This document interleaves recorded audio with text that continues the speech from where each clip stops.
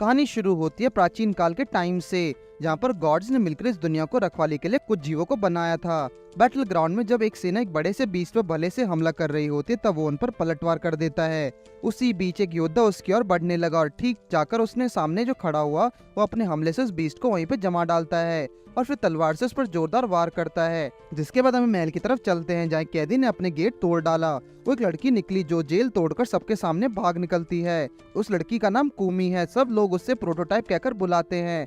जब कुमी dead and पर पहुंचते तो बिना किसी के सुने वो सीधा समुद्र में कूद जाती है। कुछ देर बाद वो लड़के के बोट पर चली जाती है। वहाँ उसकी मुलाकात जीरो से हुई, जो कहानी का मेन कैरेक्टर है। बोट्स पर से होती हुई कुमी आगे की ओर निकल गई, पर जो लोग उसे ढूंढने में लगे हैं उन्हें जीरो ने कुमी का पता बता दिया।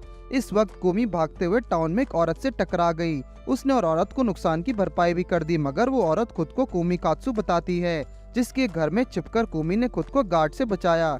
कुमी के भागने की खबर लॉर्ड मेजुमी तक पहुंचती है, जो कुछ गोलियां निकालते दिखता है। कात्सु कुमी की पहचान बदलने के लिए उसे कुछ नए कपड़े दे देती है। अब कुमी खुले आम शहर में निकल पड़ती है। अगली सुबह मार्केट में जीरो घूम रहा होता है और वह एक छोटी बच्ची के साइड से साइड निकलता है। वैसे ही वो बच्ची उसे पहचान लेती है और पूछती है कि क्या तुम ही जाइंट बीस्ट हो। असल में जीरो को इस वक्त काम की जरूरत है। छोटी बच्ची माया ने कहा कि ईस्टर्न गेट से कुछ हंटर्स निकलने वाले हैं, जो अपने 20% प्रॉफिट्स के पार्टनर्स के साथ शेयर करेंगे। अगर वो जिंदा रहा तो ये सुनते ही जीरो उस रास्ते से चला जाता है। तभी कुमी भी मार्केट में घूमते हुए माया का कलेक्शन देखकर रुक जाती है। माया ने कहा ये जाइंट बीस्ट के जेम्स हैं, थोड़ा और दूर रहो। उनमें से ग्लैडियन सबसे महंगा स्टोन है। माया ने कहा कि अगर तुम मेरी बात झूठ निकली तो मैं खुद गेट को तोड़कर हंटर्स को सबक सिखाऊंगी। वो बताती कि हाँ, जेम्स की खेती भी कर सकते हैं। दरअसल मार्केट में जो भी दुकान है वो जाइंट मॉन्स्टर्स की प्रोडक्ट्स पर ही चलती है, जैसे कि एयर मानता की लेवी स्टोन्स और वेल्स की बनी रबर। जब कुमी ने माया की कैट के हाथ में एक रिंग देखी तो कुमी बोलती है कि तुम इसे देखो, और तब तक उस रिंग की खासियत बताती है। जिसने भी ये रिंग पहनी है वो सेवियर बनकर सबकी जान बचा सकता है। पर दुनिया में एक ही इंसान है जिसे रिंग फिट आती है और कुमी के हाथ में वो रिंग फिट बैठ गई है। उसे लगा कि कहीं मुझे कोई वरदान वगैरह तो नहीं मिला। माया ने कहा अगर तुम्हें ये पसंद है तो तुम्हारे लिए मेरे पास एक अच्छा ऑफर है। वहीं जीरो से उसका पूरा नाम जा रहा है, यदि वो मरा तो उसकी कब्र पे निकले का काम आएगा। जीरो ने कहा कि मैं तो पहले ही मर चुका हूँ। वहाँ कुछ लोग उसका मजाक उड़ाते हुए कहते हैं कि अपना ध्यान रखना, कहीं तुम बच्चों की तरह रोने न लग जाओ, क्योंकि जब बीस्ट दौड़ता हुआ आता है तो सामने वाले की चटनी बना देता है। फिर हमें एक राजसभा का दर्शन होते हैं, जहाँ उस दुनिया के बारे में बात चल रही होती है, जहाँ पर सितारे, बारिश और जाइंट बीस्ट देखने को मिलते हैं। जल्दी बीस्ट की संख्या इतनी बढ़ने वाली है कि वो यहाँ भी दिखने लगेंगे। हो सकता है कि उनके हमले में मासूम लोगों की जान भी चली जाएंगी, पर उनका मानना ये है कि एक अपॉर्चुनिटी होगी बारबेरियंस को खत्म कर डालने की। पर लगता है कि सुरुगी नाम की लड़की राजा के फैसले से नाराज है। इसी बीच एक ऐसा बीज दिखाया गया जो दिखने में जाइंट पिग था। उसके हमले के खतरे की खबर पूरे टाउन में फैल जाती है। अब तो वो बीज भालों और तीर के रेंज से भी दूर है। इसी बीच जीरो उसकी ओर कूद पड़ा। वो अपने साथी को बचाने के लिए अपनी जान खतरे में डालता है और टाइम पर उसे बचा भी ले आता है। सेना ने मिलकर उस बीस की छुट्टी कर दी। जीरो को बहादुरी दिखाते हुए मजामी ने परख लिया। शाम के वक्त जश्न का आयोजन किया जाता है, जहाँ वो नशेड़ी भी है जिसकी जीरो ने जान बचाई थी। वो उसकी तारीफ करते गिर पड़ता है। तभी मजामी जीरो के पास आ बैठा। वो जीरो को एक पलादीन बनाना चाहता है, जिसका मतलब एक जिम्मेदार सेनापति होता है। उसने कहा कि एक ऐसा युद्ध जल्दी होगा जिसमें 2 टुकड़ों में बांट सकता है, और उस वक्त जीरो जिसे फाइटर्स की जरूरत पड़ेगी। आज कुमी पूरा दिन माया के साथ ही थी, पर सवाल ये है कि वो रात कहाँ पर बिताएगी। उन्हें बातें करते हुए गार्ड्स ने देखा है और कुमी को पहचान लिया। और जैसे उन लोगों ने कुमी पर तीर से हमला किया, उसके शरीर से आग निकलने लगी और एक एनर्जी के निकलने से चारों ओर अफरा तफरी फैल जाती है। उसे इस तरह देख जीरो को कुछ याद आता है, पर तभी एक जाइंट बीस्ट ने भी शहर पर हमला कर दिया। जीरो कुमी की ओर तेजी से आता है और उसे अपने साथ पानी पे ले कूदता है। वो जैसे ही पूछता है कि तुम एक क्लारिक होकर प्लादीन एस्कॉर्ट पर क्या कर रहे हो, लेकिन बातों से पहले उन्हें जाइंट बीस्ट को भी रोकना था। जीरो की तलवार उड़कर उसके हाथों में आती है। जीरो कहता है कि मैं अपनी बॉडी और सोल को तुम्हारे हवाले करता हूँ, जिसके बाद दोनों एक दूसरे में मर्ज हो जाते हैं। जब गॉड्स ने मिलकर लैंड बनाया तब इंसानों ने उस पर राज कर लिया। इसलिए जब जब इंसानों को बीस्ट को हराना होता है, उन्हें गॉड्स के आह्वान करने की जरूरत पड़ती है। बिना सर वाले को रोकने के लिए जैसे जीरो तैयार हुआ, कुमी को अजीब महसूस होने लगा। उसके लिए ये सब काफी नया है। जीरो पूरी जान लगाकर उस पे जैसे हमला करता है तो लोग उसे नोटिस करने लगते हैं। उस बीस्ट की स्किन को भेदना थोड़ा मुश्किल लग रहा था। जीरो इस बात पर उस बीस्ट को हाथ काटकर अलग कर देता है। कुमी उस बीस्ट को कमजोर पॉइंट ढूंढने में हेल्प करती है। जहाँ वार करते वो बीस्ट ढेर हो गया है। जैसे कुमी जीरो से अलग हुई वो बेहोश होकर गिर पड़ा। इसी बीच माया भी वहाँ आ जाती है, उसे इलाज की अच्छी जगह पता है। सुबह का वक्त लॉर्ड मेजामी इंस्पेक्शन के लिए आता है और पता कर लेता है कि ये काम मिसामा का है, जिसके कॉन्ट्रैक्ट में आकर हर चीज सड़ने लगती है। उसे नंबर 22 की तलाश है, जो कि कुमी खुद है। शायद यहाँ मौजूद लोगों ने पलादीन को कल रात तक देखा। ये तो साफ है कि बहादुरी के बाद वो ठीक नहीं होगा, तो शायद उसे टाउन में ढूंढा जा सकता है। टाउन में कुमी यमी खाना देखकर रुक जाती है। माया ने कहा कि तुम जानती हो ना, एम्पायर तुम्हें पीछे है। जीरो भी जल्दी उठने वाला होता है। तहकीकात के दौरान देखा गया कि कल वाला भी सबसे गौतिन है। उन्हें पलादीन के पूछने पर उसके बारे में कोई सबूत नहीं मिला। तभी हमें बैकग्राउंड का सीन दिखाया गया, जहाँ जीरो अपनी पोस्ट टोका को उठा रहा था। वो एक क्लैरिक थी। जैसे ही बीस्ट हमला करने वाला था, वैसे ही जीरो की आंख खुल जाती है। वो और कुमी और माया को बात करके सुन लेता है। उसने कहा कि तुम मेरी शादी की बात मुझसे बिना पूछे तय नहीं कर सकते। चलो, उसकी इंजरीज अब ठीक हैं। माया को लगता है कि जीरो कुमी के साथ रिलेशनशिप देख रहा है। कुमी तो जानती ही नहीं थी कि वो क्लारिक है। वो उसकी पावर असीम है। क्लारिक के मिस माया निकलता है और वो पलादीन के साथ मिलकर बीस्ट को हराने का सबसे खतरनाक हथियार साबित होता है। और जीरो ने कुमी को छुपाकर रहने को कहा और वहाँ से चला गया। जब कुमी और माया जंगल में होते हैं, तब माया बताती कि जीरो यहाँ लौटकर जरूर आएगा, क्योंकि वो अपने कीमती चाकू छोड़ गया है। लगता है कि कुमी जीरो को पसंद करने लगी है। वो दोनों आराम से डिनर एंजॉय कर रहे होते हैं। तभी कुमी कात्सु उनके बगल में आ बैठती है। उसने कुमी को देखते ही पहचान लिया। कात्सु माया से कहती कि तुम्हें मैंने यहाँ पहली बार देखा है, क्या तुम कुमी की दोस्त हो? इसी बीच कुछ गार्ड्स एक भगौड़े की तलाश में वहाँ आ जाते हैं। एक आदमी उठकर उनका सामना करने लगा। कुमी उन्हें देखकर बुरी तरह डर जाती है और टेबल के नीचे छिप जाती है। पर जब गार्ड्स ने कात्सु पर तलवार उठाई, तो तकुमी ने रोकने के चक्कर में गार्ड्स को मसामी से जला डाला। माया उसके सर पर वार करके कुमी को बेहोश करके वहाँ से चली जाती है। और मजामी ने अपने गार्ड्स को शाबाशी देते हुए कहा कि मरे हुए साथी का नाम मरने वाले में लिखवा दो। उसे शाम को कहीं निकलने की तैयारी भी करनी होगी। जीरो अपने बोट में आराम कर रहा होता है, तब वो कुछ ढूंढने लगता है। लगता है कि कुमी के साथ माया को भी काल कोठरी में डाला गया है। वो देखते हैं कि जीरो को भला वेपन उड़ने लगा है। ऐसा तब होता है जब जीरो उसका आह्वान करता है। वो उसे लेने के लिए वापस भी आया, पर वहाँ कोई नहीं था। उसे कात्सु से पता लगता है कि उन दोनों को इंपीरियल फोर्स उठा ले गई है। तभी जीरो उसके फ्रूट्स खाकर वहाँ से चला जाता है। भले की एनर्जी के कारण माया अभी तक छत पर छुपी हुई है। जीरो पानी के जरिए महल में एंटर की कोशिश में है। उसने किसी तरह वहाँ एक गार्ड से कुमी का पता लगा लिया। मेजामी अपनी पिल्स एंजॉय कर रहा है। जैसे ही कुमी कीरो को देखती है, तो खुशी के मारे पागल हो जाती है। मगर उसने कहा कि उसे भले के लिए यहाँ आया था। फिर वो कहता है कि अगर तुम चाहो तो मेरे पीछे आ सकती हो। महल में घुसपैठियों के घुसने की खबर फैल चुकी है, पर कुछ करने से पहले वो तीनों रफू चक्कर हो गए हैं। गार्ड्स शिप लेकर उनकी तलाश में निकल पड़ते हैं और तलाश शुरू कर देते हैं। माया पहली बार शिप में बैठकर काफी खुश है। जीरो ने शिप से दुश्मन की शिप को डुबाने का प्लान बनाया। कुमी थैंक यू कहने के लिए जीरो को किस करना चाहती थी, पर जीरो ने कहा कि अभी ये सही टाइम नहीं है और उन दोनों ने फिर से अपना रूप बदला और दुश्मन पर दावा बोल दिया।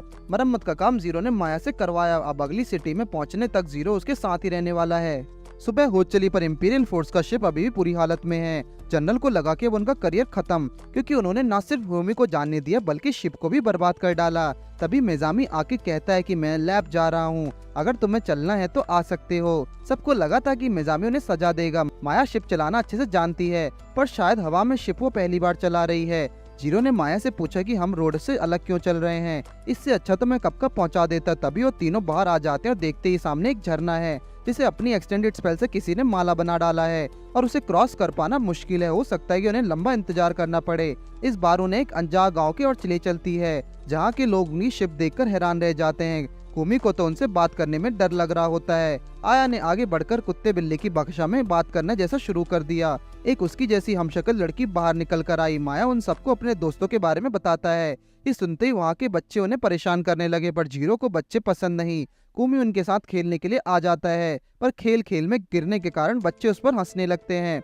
मेजामी के जनरल जब आपस में बात कर रहे होते हैं, तभी एक विशालकाय उनके सामने छलांग लगाती है। असल में वो पानी की जाइंट बीस्ट था, जिसके शिकार वो पलादीन की मदद से करके पैसे कमाना चाहते हैं। पर उन्हें ये भी डर है कि मेजामी उन्हें जीरो से लड़ने के लिए ना बोल दे, क्योंकि उसकी स्ट्रेंथ का अंदाजा वो लगा चुके हैं। डिनर के दौरान माया कुछ रिचुअल करती नजर आती है। कुमी को खाना सिर्फ काफी पसंद आए। तभी एक डैगल नाम का एक रॉक क्रशर उनसे मिलने आता है और कहता है कि तुम्हें सावधान रहना होगा, क्योंकि इस बार को 20 खतरनाक बताया जा रहा है। फिर एक लड़का दौड़ता हुआ आया और डैगल से बोला कि आप मुझे भी तलवारबाजी सिखा दीजिए।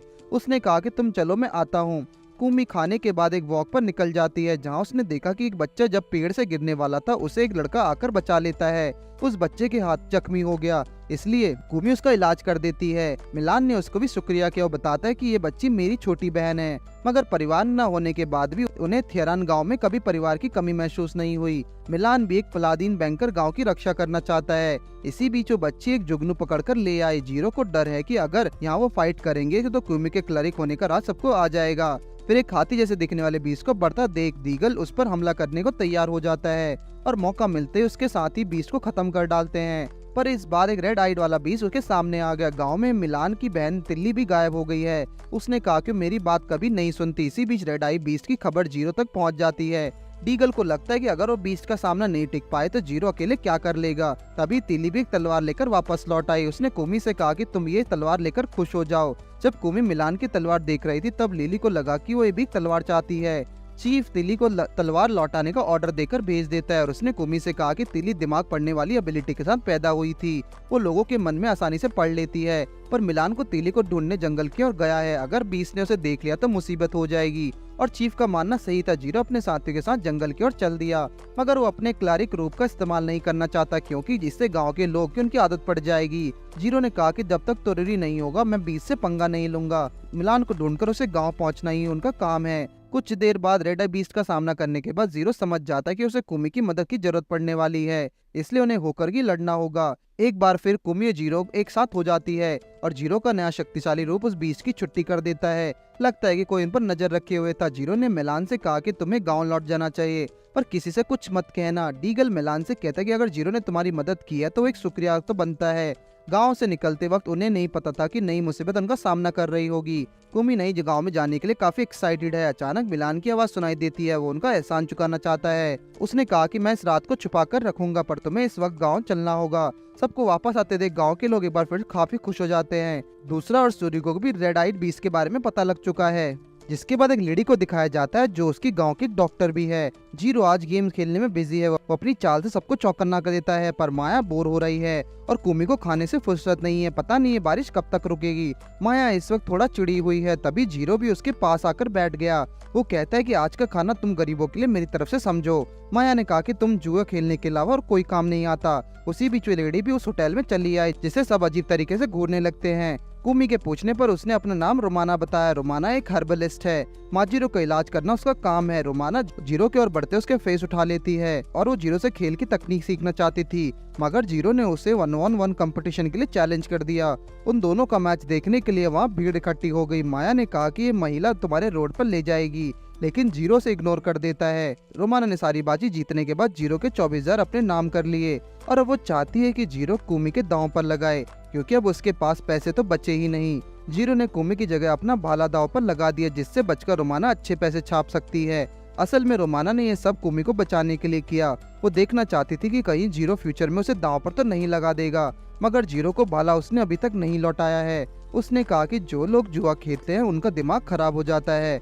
अगर जीरो एक हंटर ना होता तो बर्बाद हो जाता। इसी बीच गांव में बाढ़ आने के चांसेस बढ़ जाते हैं और चीफ जीरो की टीम से मदद चाहता है। पहाड़ पर उन्हें हर एक इंसान को एवेक्यूएट करना होगा। मदद के लिए वो उनके बहुत शुक्रगुजार होंगे, मगर इसके लिए अब एक ही दिन का टाइम है। जीरो ने कहा कि आप कुछ सैंडबैग्स का इंतजाम करवा दीजिए, पर चीफ को लगता है कि घर से ज्यादा इंसानों को बचाना जरूरी है। गांव वाले मुसीबत से पहले पहाड़ की ओर चल देते हैं और तभी लैट इतनी जोर से उठती है कि उनके सामने सैलाब का मंजर होता है। मुसीबत तो जब बढ़ती जब वाटर जाइंट बीच में उन पर हमला करने की कोशिश करता है। टीगल इस हालत में उसका सामना नहीं कर सकता और घायल हो गया। मिलान इलाज के लिए उसे रोमाना के पास ले आता है और जीरो को बताता है कि वो बीस्ट बहुत बड़ा और भयंकर था, शायद ही कोई इतने बड़े मॉन्स्टर का सामना कर पाए। जीरो को जाते देख डीगल मौलान के भी साथ ले जाने को कहता है। रोमाना ये चाहते कि कुमी यहीं रुककर उसके इलाज में मदद करे। उसने कुमी को वही सारे काम बता देती है। जीरो ने देखा कि वहाँ एक वर्लपूल बना हुआ है जिसके बीच भाला मारने पर जीरो को कुछ महसूस होता है। डीगल कुमी से उसका पेरेंट के बारे में पूछना चाहता है, पर जब उसे पता लगता है कि वो एक अनाथ है तो बोला मिलान और तुम्हारी कहानी बिल्कुल मिलती है। बातों ही बातों में उसने कहा कि मिलान भोला है जो हर किसी पर भरोसा कर लेता है। जीरो और मिलान एक्वेस्टिक बीस्ट से काफी परेशान हैं। अचानक से इस बीस्ट की आंखें लाल हो जाती हैं और वो चेन को तोड़ डालता है। वहीं रोमाना कुमी को प्लादीन और क्लरिक के बारे में डीपली एक्सप्लेन करने में लगती है। उसने आज तक जितने भी प्लादीन देखे हैं वो अपनी क्लरिक को खुद सुनाते हैं और मरने तक टॉर्चर करते हैं। उसी बीच कुमी के मुंह से निकल गया कि जीरो ऐसा बिल्कुल नहीं है। रोमाना उसे देखते ही जान गई थी कि वो एक पलादीन है। वो कहते कि मैंने तुमसे अजीब केमिकल की स्मेल महसूस की है। कुमी ने कहा कि ये तो सिर्फ मेरे कपड़ों की स्मेल होगी। उसी बीच डीगल को दौरा पड़ जाता है। लगता है कि बीस्ट के पॉइजन के असर अब होने लगा है। माया के पास इसका इलाज है, पर तब तक ना जाने वो कैसे खुद को रोक पाएगा। लेकिन ये तो उसकी एक्टिंग थी ताकि कुमी को कीरो के पास भेजा जा सके। जीरो को बीस्ट का सामना करने में काफी दिक्कत हो रही है। वो बीस्ट जैसे ही उसकी ओर पड़कर पत्थरों के बरसात करता है, कुमी दौड़ते उनके पास आ जाता है और वो डीगल की हालत के बारे में उन्हें बताता है। जीरो ने कुमी को अपने साथ मर्ज होने के लिए बुला लिया। हर बार की तरह एक अल्टीमेट रूप में आ जाता है और कहता है कि अब इसे खत्म करने का टाइम आ चुका है। एक ही अटैक में जीरो बीस्ट को गायब कर देता है। रोमाना भी वहाँ आ गई और जीरो से बोली कि तुमने कुमी का यूज करने से पहले थोड़ा सोचना चाहिए। अब उनकी सच्चाई का जब सबको पता लग चुका है तो इस गांव से चला जाए। रोमाना बोले कि वो भी सफर को साथ में ज्वाइन करना चाहेगी। शायद उन्हें एक डॉक्टर की मदद फ्यूचर में जरूर पड़ेगी। मगर एक नया मेहमान उसके साथ आया जो कि मिलान। जीरो रोमाना से भला लेते हुए बोला कि तुम मुझे लालची तो नहीं समझती। और फिर हम देखते कि कुछ लोगों को कुमी के बारे में बात करते हुए फिर हमें मेजामी के कमांडर्स को दिखाया जाता है, जहाँ क्लैरिक्स के कैबिन से होते हुए उन्हें अलग एनर्जी महसूस होती है। उन्हें फिलहाल निगरानी के लिए रख गया है, वो भी सेम सैलरी देकर। मगर दूसरा वाला वो तो थक चुका था। वो चाहे तो लॉर्ड मेजामी की स्पेशल फोर्स ज्वाइन कर सकता है, लेकिन इसके बाद वो 6 महीने तक अपने परिवार की शक्ल नहीं देख पाएगा और एक रोबोट बनकर रह जाएगा। इससे अच्छा तो सुपरवाइजर का ही काम है। रास्ते में रोमाना कहते कि उसे क्लैरिक की पावर से डर लगता है। तभी उसने कुमी को गले लगाते हुए बताया कि तुम तो मुझे काफी प्यारी लगती हो। फिर वो उससे रिंग के बारे में पूछती है, कहीं इसका रेड आइज बीच से कुछ लेना देना तो नहीं। इसे देखकर लगता है कि इसे फॉरेन स्टोन ने बनाया है। अगर वो उनके गांव चले जाएं तो फॉरेन स्टोन्स के बारे में और जानकारी मिल सकती है।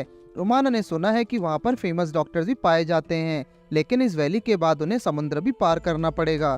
फिर भी पहुंचने पर 1 महीना का टाइम लगेगा। अचानक जीरो देखता है कि शिप के आगे अचानक कोई आ खड़ा हुआ है। वो मिलान के ग्रैंड पर जैन है। मिलान उसे सबका इंट्रोडक्शन करवाता है। कुमी द 24 सुनकर उन्हें ये नाम थोड़ा अजीब लगता है। उन्होंने कहा कि वैसे तुम साउथ क्यों जाना चाहते हो, क्योंकि यहाँ से माउंटेनियर टेरिटरी शुरू होती है, जिनके लिए जैन एक लेटर लिखकर उनकी मदद कर सकता है। मिलान ने बताया कि हमारे गांव के बाद से बचने वाले भी यही लोग थे। जैन जाने से पहले कहता है कि तुम्हें मास्टर जीरो की बात को फॉलो करना होगा।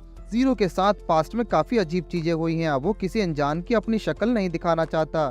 कुछ देर बाद उनके ठीक सामने गेट होता है। ये वही लोग हैं जिन्हें जीरो ने धूल चटाई थी। माया उन सबसे अपने साथियों को इंट्रोडक्शन करती है। वो उनका जैन का दिया हुआ लेटर भी देती है जिसमें जीरो का नाम लिखा हुआ था। ये सुनते ही वो लोग उस गुस्से में आ जाते हैं। आखिर जैन को जीरो का नाम लिखने की क्या जरूरत थी। बबान कहता है कि मैं वैसे जीरो की परमिशन नहीं देता, पर वो जैन के लेटर का कारण मजबूर है और उन सबका वेलकम करता है। फिर जनरल सुर्गी का लंच करके दिखाया जाता है। वो महाराज के फैसले पर अब तक नाराज है, इतना कि उसके गले से एक निवाला भी नहीं उतर रहा है। सुर्गी लॉर्ड बकाला से इस मामले में मदद चाहती है। बकाला कहता है कि उसने ऐसे जनरल के बारे में नहीं सुना जो महाराज के फैसले के खिलाफ गया हो और जिंदा हो। जाइंट बीस्ट हमेशा की तरह इस बार भी तबाही मचाएंगे। सुरुगी को लगता है कि इंपीरियल सोल्जर्स भी इस पेशिश के सामने एक नई चाल चलने वाली है। बाकला सिचुएशन को देखते हुए कहता है कि मैं तुम्हारी मदद करने की कोशिश करूंगा। सुरुगी को लगता है कि उसके पास पहले से कोई प्लान होगा, क्योंकि बिना तैयारी के वो इतने बात करने की हिम्मत नहीं करता। बबान के गांव में जीदो को मैदान के बीच खड़ा कर दिया जाता है। उसके और जीन के बीच एक बैटल होने जा रही है, जिससे उन दोनों में से बेहतर योद्धा को चुना जाएगा। जीन जीरो पर पहले वार करता है, पर उसके पास बचने का तरीका पहले से था। अगले मुकाबले के लिए जब जीरो लड़ रहा होता है तभी कुमी रोमाना से पूछती है कि जैन ने उसके नाम को अजीब क्यों कहा। उसने कहा कि कुछ लोग अपने बच्चों को फैंसी नाम रख देते हैं तभी बड़े होकर उसे सम्मान दे सके। मिलान को लगता है कि उसने भी अपने नाम को साबित करना होगा। इसी बीच जीरो की जीत हुई। वहाँ मौजूद हर कोई से धूल चटाने को तैयार हो जाता है। वो लोग उसे सांस लेने तक का टाइम नहीं दे रहे। इसी बीच बारबन उसका सामने का खड़ा होता है। वो जीरो को उठाकर धरती में दे मारता है और इसी के साथ उसकी जीत हुई। मगर उसने जीरो के लिए क्लैपिंग भी करवाई। आखिर वो उसका मेहमान जो है। डिनर के वक्त जीरो कहता है कि आजकल लोग मुझे थंडरबोल्ट के बदले ऑलरेडी का नाम से जाना जानते हैं। बारबन ने कहा कि शायद वो तुम्हें अमर कहना चाहते हैं। उनके मन में जीरो के लिए कोई नफरत है। माउंटेनियर्स के लिए युद्ध में शहीद होना आम बात है। उसने कहा कि जीरो ने खुद को मेंटल और फिजिकल दोनों तरीके से साबित किया है। कुछ लड़कियां उस वक्त जीरो से आकर चिपक जाती हैं और कुमी को ये देखकर अच्छा नहीं लगा। अब उसे मिस्टर पॉपुलर कहना गलत नहीं होगा। बबान ने कहा कि तुम्हारे दोस्त किसी भी जेंडर के हो, अगर वो तुमसे चाहते हैं तो इससे अच्छी कोई बात नहीं। तभी बबान की वाइफ भी वहाँ आ गई और उसने लड़कियों को बाहर निकाल दिया। अचानक जाइंट बीस्ट के गांव में घुसने की खबर मिलती है और हर कोई उसी का शोर मचाने लगता है। पता नहीं वो लोग इस पार्टी की तरह क्यों एंजॉय करते हैं। इसी बीच मिलान बीच के आगे जा खड़ा हुआ। वो खुद को धुरंधर समझ रहा था, पर तभी उसकी तलवार के टुकड़े हो गए और वो तो सही टाइम पर जीन ने आकर उसको बचा लिया। मगर उसे हराने के लिए जीरो को कुमी ने अपना पलादीन रूप ले लिया। वो दोनों मिलकर उस बीच को डटकर सामना करके उसे ढेर कर डालते हैं। बबान की वाइफ ने कहा कि आज से जिन का नाम जिन बॉल्डर होगा। मिलान को भी एक नया नाम चाहिए था, पर उसके लिए उसे खुद को साबित करना होगा। उनकी इस उपलब्धि को लोग करीब से देख रहे थे। वहीं दो अनजान लोग फजाद और पैरी तबाहे हुए विलेज की बात कर रहे हैं। तब भाई अजैन पीछे से आकर उन पर हमला कर देता है। पैरी उसे मार सकती थी, पर फजाद ने उसे पीछे करते हुए जैन पर धावा बोल दिया। वो दोनों काफी देर तक लड़ते हैं, लेकिन फजाद अपनी एबिलिटी से ट्रांसपोर्ट कर सकता है।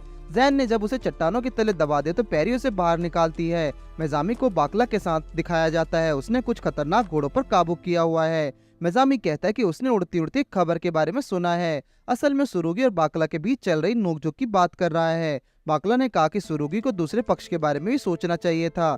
शायद मेजामी सुरुगी की प्लानिंग के बारे में नहीं जानता। वो बाकला की स्कीम को बाहर लाना चाहती है। मेजामी के चमचों को जैम से बचने के रहने की जरूरत है, नहीं तो जल्दी सुरुगी का शक यकीन में बदल जाएगा। तभी बाकला ने आर्की गांव में चल रहे केस के बारे में पूछा। मेजामी कहता है कि उसे इन चीजों के बारे में चिंता करने की जरूरत नहीं है।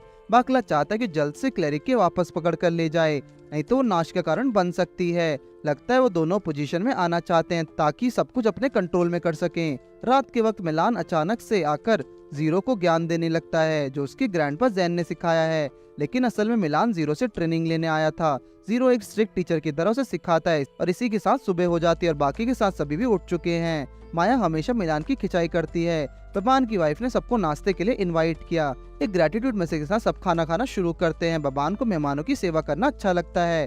उसने कहा कि मेरी वाइफ यहाँ सबसे अच्छी कुक है। पिछले कुछ दिनों में रेड आइज वाले बीस्ट काफी दिखने को मिल रहे हैं। असल में वो बीस्ट शापित होते हैं, उन्हें कंट्रोल करने वाले नॉर्थ की दिशा में रहते हैं। मगर सोचने वाली बात यह है कि बीस्ट थेरियन और माउंटेनियर्स के पीछे क्यों पड़े रहते हैं। हालांकि माउंटेनियर्स काफी स्ट्रॉन्ग है, उन्हें ऐसे चैलेंजेस की आदत है। बबान ने कहा कि रेड आइज के पीछे क्लैरिक की साबियत भी होती है, इसलिए कुमी को लगा कि कहीं वो इन सब का पीछे तो नहीं है। जब भी कुमी अपनी पावर पर कंट्रोल खो देती है तो वो मिसामा रिलीज करती है और तभी बीस्ट रेड आइज में बदल जाता है। पर ऐसा सिर्फ एक ही बार हुआ है, इसलिए इत्तेफाक भी हो सकता है। जीरो ने कहा कि वो सब कुछ संभाल लेगा। बबान और जीरो रेड आइज बीस्ट के बारे में ऊपर ही चर्चा करते नजर आते हैं। बबान का मानना है कि वो बीस्ट ज्यादातर नॉर्थन पहाड़ियों में पाए जाते हैं। कुछ माउंटेनियर्स वहाँ अकेले रहते हैं। बबान ने जीरो को नया इंजन ऑयल दिया। वो लोग अपना शिप लेकर पहाड़ियों की ओर निकल पड़ते हैं। तभी मौसम का हाल भी बिगड़ जाता है। लगता है कि मिलान को कुछ दिखता है।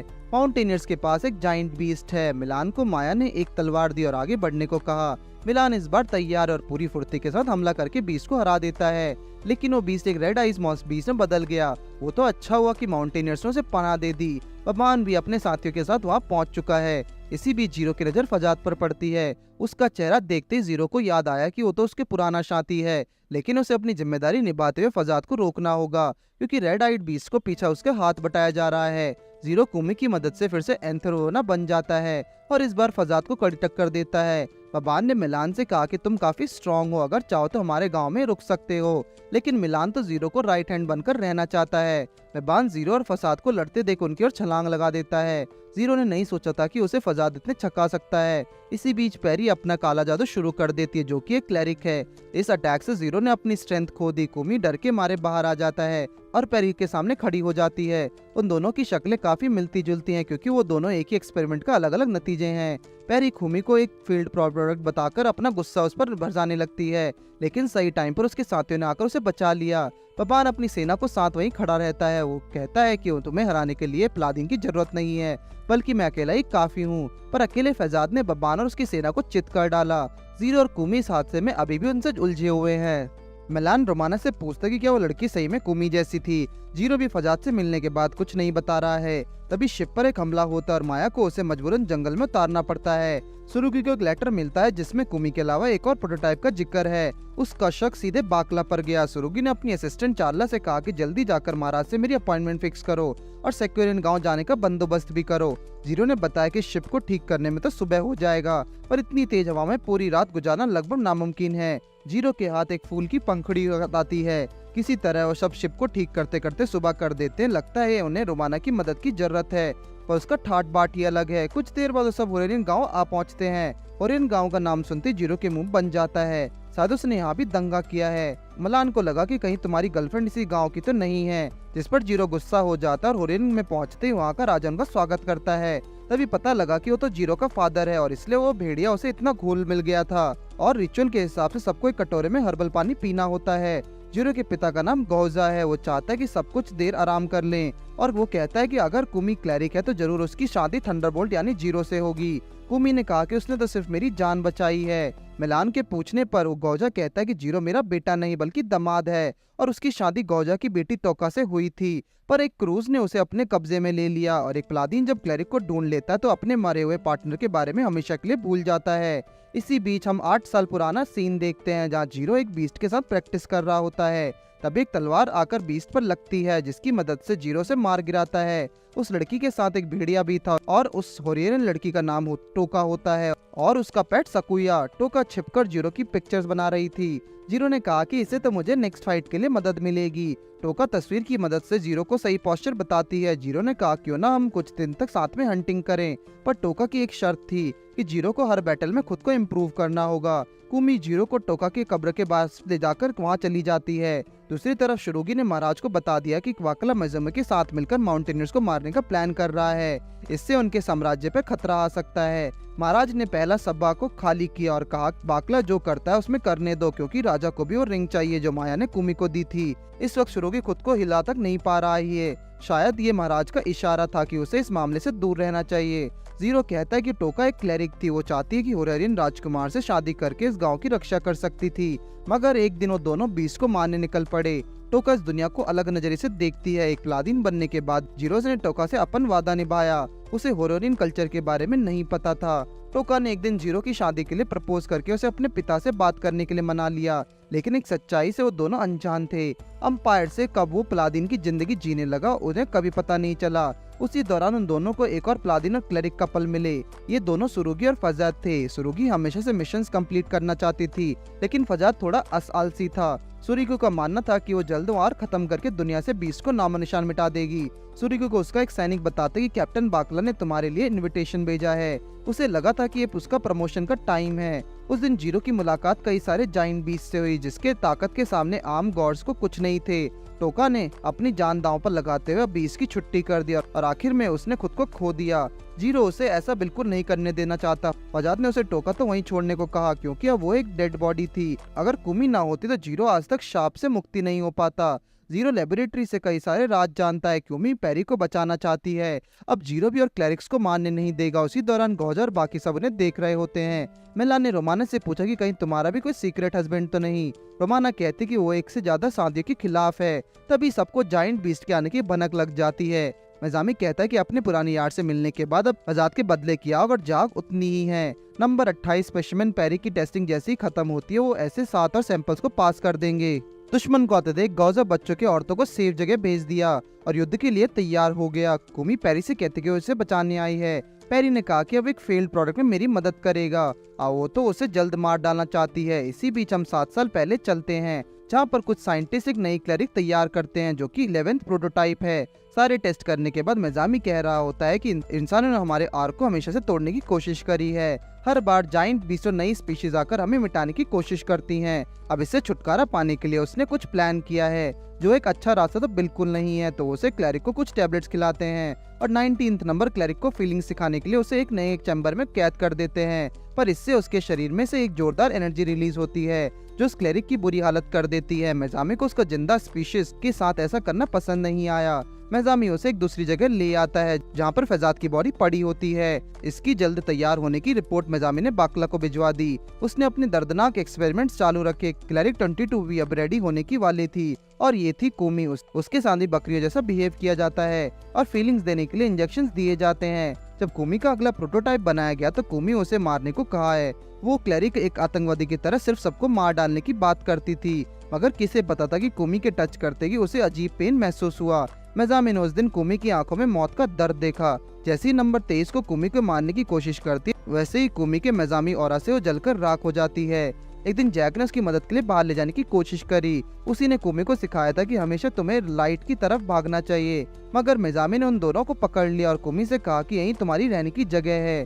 जिस तरह तुम इंसानियत के लिए एक वरदान साबित होगी। कुमी के सामने ही जैक को मार दिया गया। जेल में कुमी के मन में ये सब चल रहा था, लेकिन उस लाइट की तरफ भागने का मैसेज समझ आ गया था। कुमी पेरी से कहते कि मुझे भी आतंक के लिए बनाया गया था, पर उन्हें समझाना चाहिए कि ये गलत है। जीरो कुमी को बचाते हुए कहता है कि पहले हमें वजात से निपटना होगा, इसलिए वो दोनों एक हो जाते हैं। वजात की बॉडी से उन्हें जाइंट बीस्ट में ला रही है। उन्हें इसी तरह लड़ते देख पेरी काफी एक्साइटेड है। दूसरी ओर महाराज भी बाकला के लालच में भरे इरादे जान चुका है। बाकला ने कहा कि वो तो बस सभी बारबेरियंस को मिटा देना चाहता था। उसने फजात प्लाडियन की भी मदद ली, जो बिना क्लेरिक के फाइट करता है, और इस वक्त सुनने में आया कि उसने थेरॉन माउंटेनियर्स पर हमला कर दिया है। बाकला ने राजा को मखान लगाते हुए कहा कि इसे महाराज के नाम ऊंचा होगा और उसकी धाक जमेगी। राजा को डर है कि वो कहीं वो सैनिक प्लादेन हम पर ही हमला ना कर दे। युद्ध के बीच में गौजा के पास जैन जांच पहुंचा और क्लेरिक के बारे में पूछने लगा, जो प्लाडेन एम्पायर्स की लड़ाई में उनका साथ दे रही है। पेरी जब सामने आई तो कुमी ने बताया कि वो अपनी पावर से पूरे गांव को तबाह कर सकती है और हो सके तो हमें उसे प्लाडेन की ओर ले जाना होगा। तब तक जीरो को अकेले ही फजात का सामना करना पड़ेगा। जीरो अपने दोस्त के साथ कुमी को पहाड़ी पर भेज देता है। फजात को लगा था कि अब बिना क्लेरिक के जीरो का क्या ही कर लेगा। जीरो ने दूर से ही जीरो को कुमी से अलग देख लिया। कुमी तो सकुया के साथ दूर पहाड़ी पर जाता है। कुमी कहती कि हम दोनों इस दुनिया में सिर्फ मरने ही नहीं आए। पेरी के हमलों डिफेंड करते हुए कुमी प्यार का संदेशा देते हुए आगे बढ़ती है। वो उससे गले मिलने लगती है और सारे मेमोरीज याद दिलाती है। जीरो और फजात भी अभी लड़ने लगते हैं, लेकिन एक अनजाना मेहमान उनकी इस लड़ाई में दखल देता है, जो कि जैन था। लगता है कि कुमी ने पेरी को दिल को पिघला दिया। इसी बीच उसके दोस्त भी वहाँ आ जाता है। पेरी का माइंडसेट बदलने लगा है और अचानक से उसे इमोशंस महसूस करती है, जिससे उसने आज तक नहीं देखा। मजामी ने तो हमेशा उससे नफरत की संदेशा दिया करता था। पेरी के इमोशंस उस पर इतने हावी हो जाते कि वो उन्हें संभाल नहीं पाती। कुमी ने समझाने की कोशिश करी, पर उसकी बातें इस वक्त ट्रिगर का काम कर रही थी। तभी उसकी एनर्जी से एक बड़ा एनर्जी बॉल एनर्जी बन जाता है, जिसे देखकर फैजाद लड़ाई छोड़कर भाग गया। हर किसी की नजर सिर्फ उसी पर होती है। पेरी कहते कि वो ना तो कुमी जैसी है, ना ही कभी बन पाएगी। इतना कहती पेरी वहीं पर अपने प्राण त्याग देती है। जब कुमी को अगली सुबह बुरा सपना आ रहा होता है, तब जीरो से संभालता है। रोमाना के इलाज के बाद अब कुमी को होश आता है और उसके पीने के लिए काढ़ा भी बनाती है। जीरो पूरी रात उसके ध्यान रख रहा था, इसलिए वो थक चुका है और माया को रोमाना ने मेडिसिन लेने दूसरे गांव भेजा है। अब कुमी को कुछ देर और आराम कर लेना चाहिए। तभी बाहर एक तेज आंधी आती है और रोमाना सारे सैनिकों को इलाज करके उन्हें दवा देने लगती है। एक सैनिक तो घर जाना चाहता था, पर उसे पल रोमाना के सामने उसकी मौत हो जाती है। एक गार्ड जब एक घायल लड़की को अंदर लेकर आता है, लेकिन वो उसकी जगह अपना इलाज पहले करवाने को बोलता है, जिसके लिए उसे रोमाना को चाकू तक दिखाया। जब वो उस लड़की को बिना इलाज कराए ले जाने लगता है तो रोमाना उसे रोकने की कोशिश करती है, पर उसकी एक नहीं सुनता। इसी बीच रोमाना बाहर पड़े हुए सैनिकों को बीच उस लड़की को बेहोश पड़ा देखती है और इलाज के लिए जैसे उसके पास आती है, लड़की तब तक मर चुकी होती है। कुछ देर बाद मिलान भी लॉर्ड सकुया के साथ लौट आया और जीरो भी उठ जाता है, मगर उसे जोरों की भूख लगी है। कुमी खिचड़ी की जगह लड़की पकवान खाना चाहती थी, पर रोमाना ने उसे हैवी खाने के लिए मना किया है। मिलान कुमी से उस लेबोरेटरी के बारे में जानना चाहता है जहाँ से वो भाग कर आई है। जब जीरो ने भी इंटरेस्ट दिखाया तो कुमी बताना शुरू करती है। वहाँ उसकी दिखाने वाली सारी क्लर्क्स थी। उसे सबसे पहले होश वाटर टैंक में आया था और जैसे ही वो जागे कुछ लोग उसे जाने के लिए मजबूर करने लगे।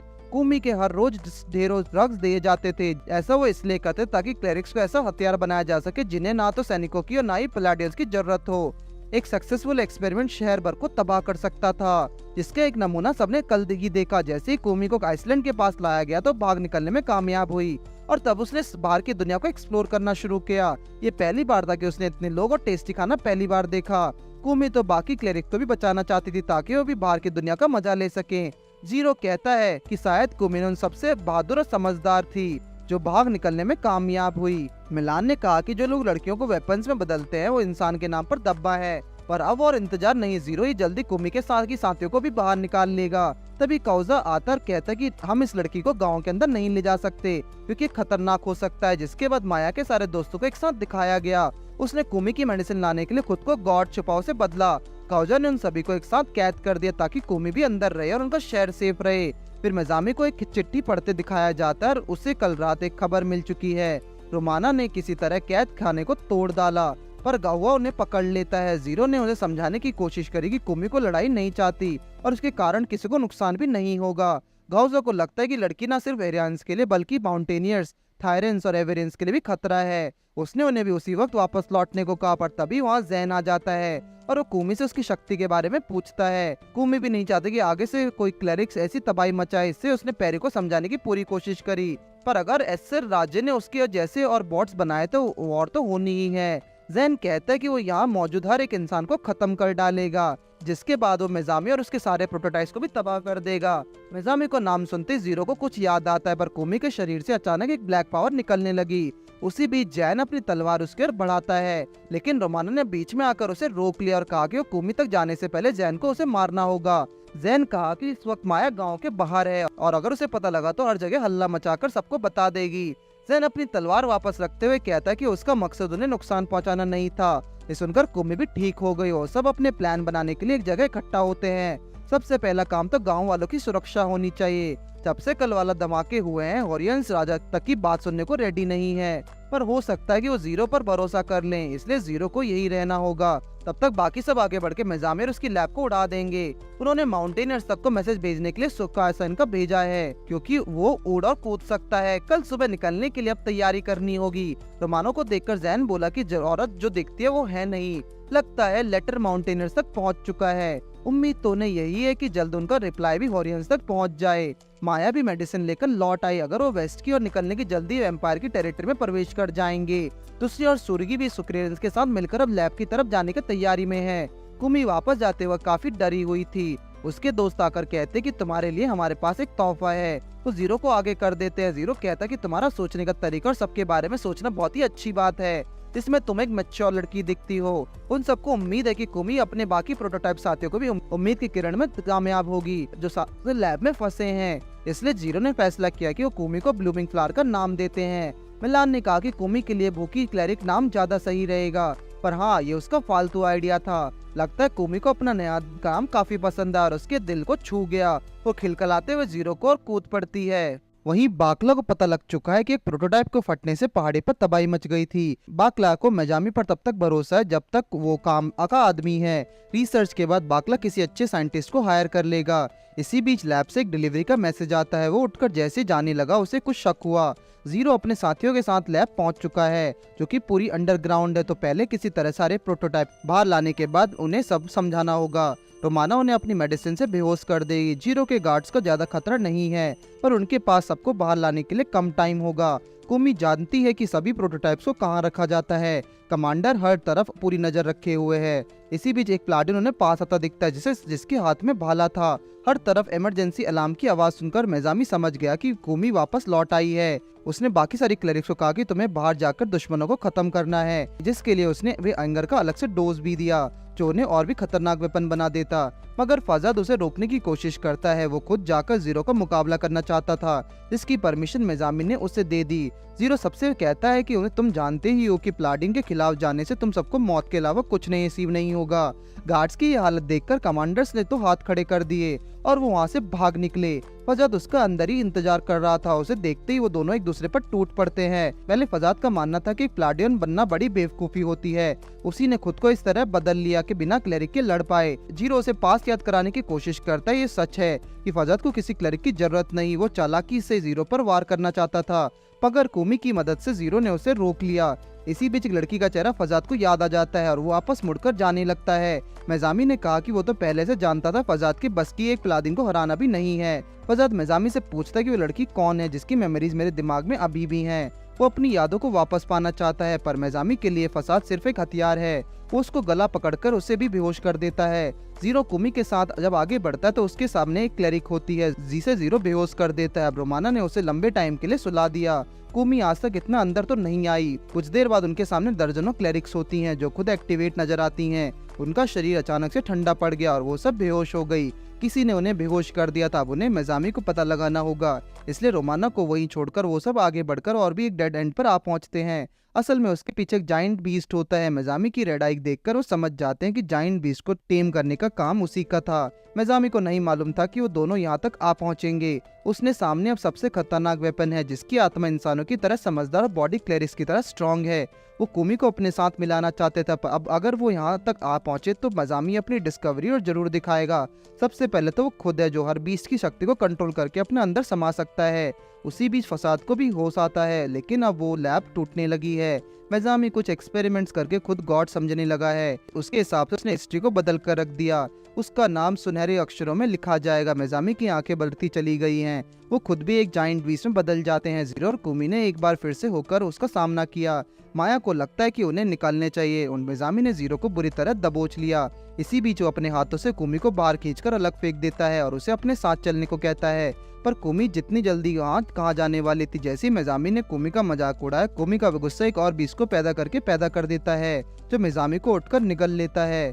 उसके दोस्त अभी भी बाहर इंतजार कर रहे थे। जीरो और कुमी जब बाहर आए तो सुरुगी अपने शिप्स को लेकर वहां आ जाता है और जीरो उसे जनरल की ड्रेस में देखकर चौंक गया। उसके साथ सिक्योरेंस का चीफ क्लैरेंस भी होता है। सुरुगी जब कुमी के पास आते तो वो उसके हाथ में रिंग देखती है। उसने कहा कि क्लैरिक्स को लगातार पनपनाना इंसानियत को मिटा सकता है। हालांकि जीरो ने हर कम्युनिटी को मैसेज भिजवा दिया है। सुरुगी के पास इससे अलग एक प्लान है। सिक्योरेंस के पास एक ऐसी शक्ति जिससे क्लैरिक्स को रोका जा सकता है। वो अपने गांव में इस रिचुअल को किया करते हैं। सुरुगी चाहते कि जीरो अपनी पहचान छुपाकर आगे का सफर करे।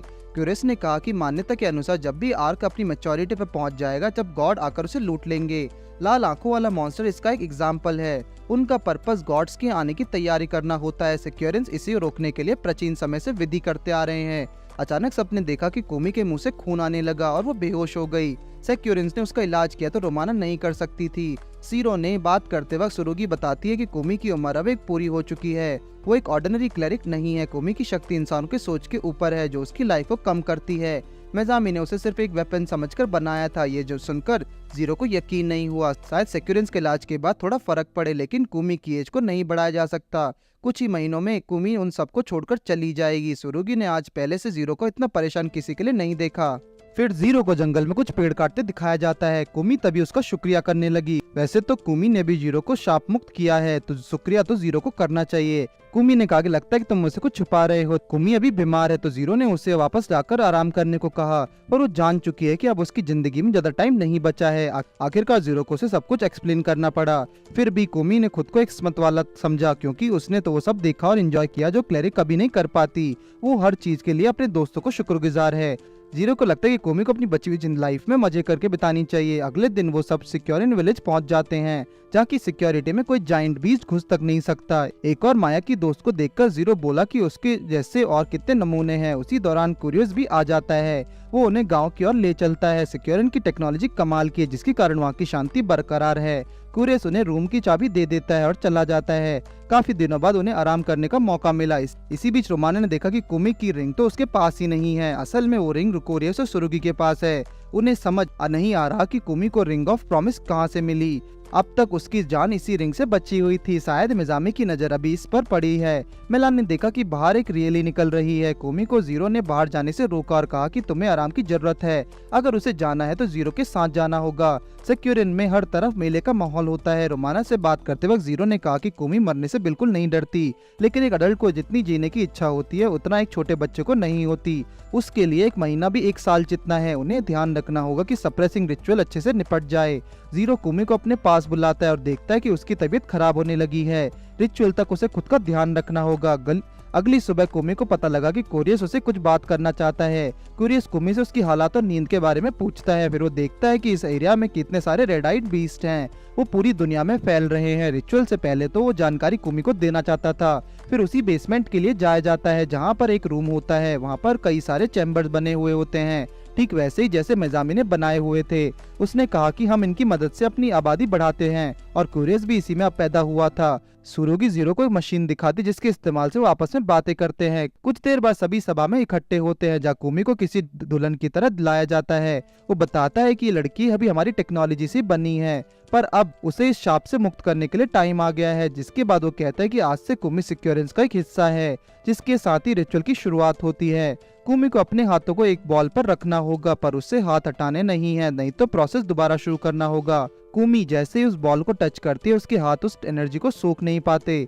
इसी बीच सेक्यूरियन आर्मी ने एक जाइंट बीस्ट को अपनी ओर आते देखा जो सीधे अंदर आकर लोगों को मारना शुरू कर देता है। सुरुगी ने अपनी सेना को टुकड़ी को लड़ने के लिए भेज दिया। कुमी को भी इस सब को पता लगा मगर वो जीरो की मदद नहीं कर सकती। रोमाना उसके हाथ पकड़कर रिचुअल पूरा करने में मदद करती है लेकिन कुमी जिद करती है और कहती है कि मुझे अपने दोस्त ज्यादा प्यारे हैं।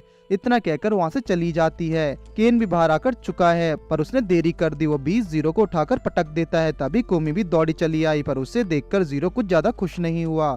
कुमी ने लड़ने के लिए खोने को कहा पर जीरो उसके लिए राजी नहीं है। वो उस पर चिल्लाने लगती है जिस बीच उनमें बहस होने लगी। कुमी सिर्फ अपने दोस्तों के साथ रहना चाहती है। जब बीस ने हमला किया तो उसे कोई आकर काट डालता है। जीरो ने देखा कि ये तो फसाद है और वो जीरो से उसका सब कुछ छीनकर बदला लेना चाहता है। उसका मुकाबला करने के लिए जीरो और कुमी को भी एक होना पड़ा।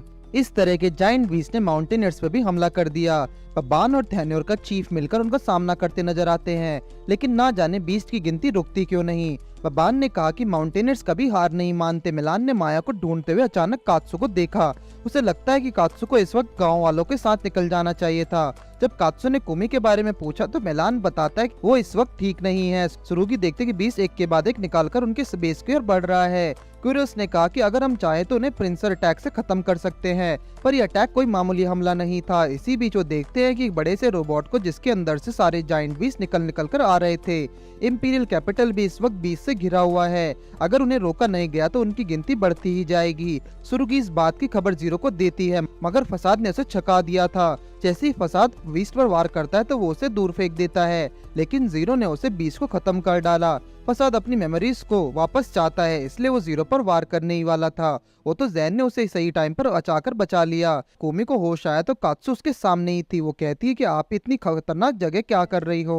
कात्सु कुमी का हालचाल लेते वक्त जीरो के बारे में पूछने लगी। तभी वो जाग जाता है। कात्सु को प्लारियंस पसंद नहीं। वो कुमी और जीरो को एक फल देती है लेकिन अचानक जब बीस्ट उन पर हमला करने वाला था कात्सु ने अपनी जादुई हमले से उसकी छुट्टी कर दी। असल में वो भी एक क्लरिक है जिसे देखकर जीरो के होश उड़ जाते हैं। इंपीरियल सिटी में इस वक्त हर तरफ से हमला कर रहे हैं। वो टाइम दूर नहीं जब बीस्ट की गिनती सैकड़ों से हजारों में पहुंच जाएगी। बाकला इस वक्त ये सब देख रहा है। वो महल के किसी सीक्रेट के बारे में खुद से बातें कर रहा है। जाइंट बीस्ट की मदर को खरीदने का आइडिया उसी का था।